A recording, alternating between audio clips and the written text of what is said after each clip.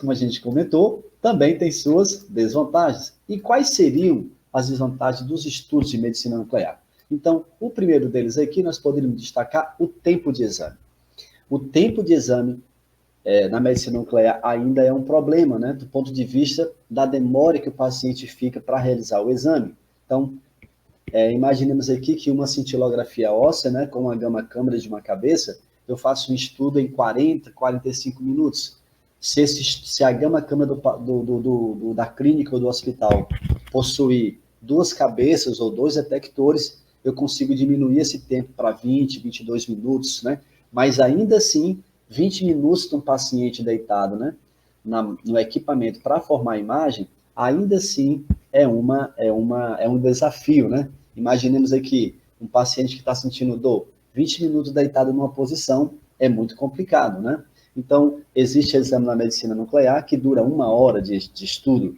Então, esse tempo ainda é considerado uma desvantagem nos estudos dentro da medicina nuclear. Uma outra desvantagem que a gente pode também estar citando aqui é a baixa resolução, né, ou a resolução espacial baixa. Então, isso também é um problema. Quando a gente estiver falando efetivamente das imagens, a gente pode voltar nesse tópico aqui para esclarecer de forma melhorada.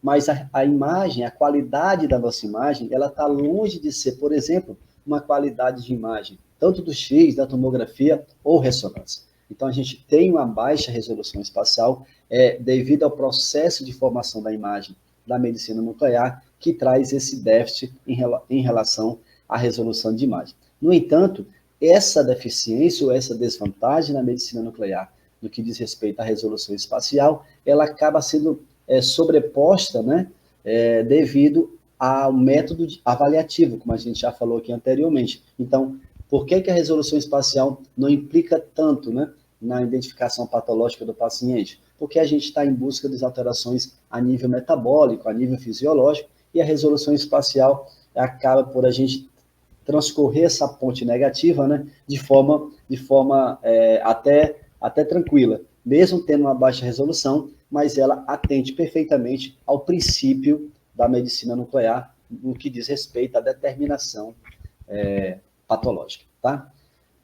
A terceira desvantagem aqui, a logística, né, ou seja, o quanto que se é caro, né, o custo, né, para manter a logística de um serviço de medicina nuclear aberto, funcionando.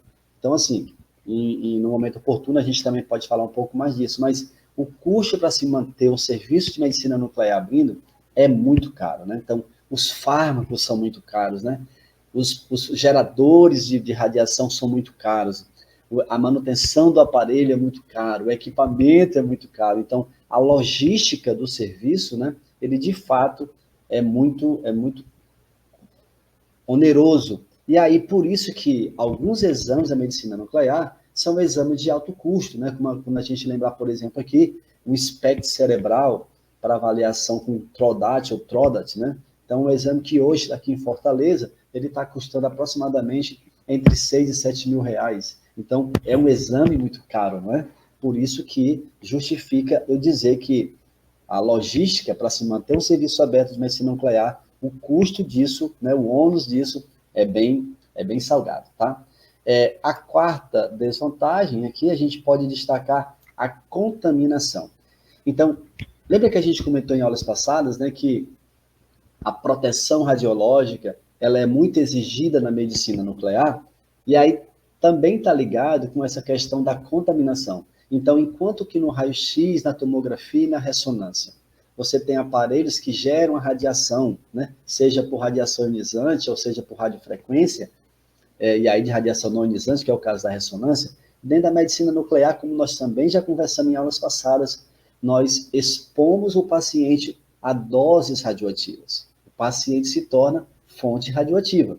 E essa radiação, ela é eliminada do corpo do paciente, dependendo do tipo de radioisótopo que esse paciente é exposto, dependendo do tipo de radiofármaco que esse paciente foi exposto, ele pode excretar essa substância pela saliva, pelo suor, pela urina, pelas fezes. Então, a possibilidade de contaminação, ela é real, seja partindo do pressuposto, tendo o paciente como fator radioativo, de fonte radioativa, ou seja, na hora em que eu estou manipulando os fármacos, os radiofármacos, daqui a pouco a gente vai ver isso, os fármacos, os radiofármacos, e aí o fato de eu estar manipulando literalmente a radiação, né, de forma líquida, ou em formato de cápsula, pode gerar aí uma possibilidade de contaminação.